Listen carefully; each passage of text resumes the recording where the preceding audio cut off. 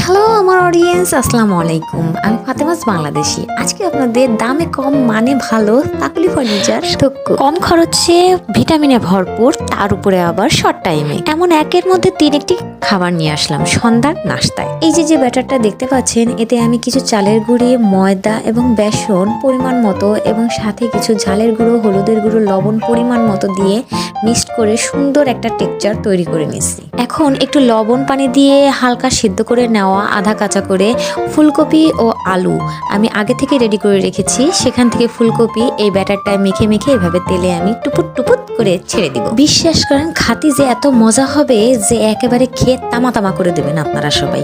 এভাবে আমি একটা একটা করে ছেড়ে দেবো। তেল বেশি অপচয় করব না। আমার পাশে যে তেল দেখা যাচ্ছে তার মধ্যেই সবগুলো ছাড়ার চেষ্টা করব, একসাথে যতগুলো দিয়ে পারা যায়। এভাবে এক পাশে যখন লালচে হয়ে আসবে আমি আস্তে করে উল্টে পাল্টে চিত করে কাত করে ভুট করে দিয়ে দেবো।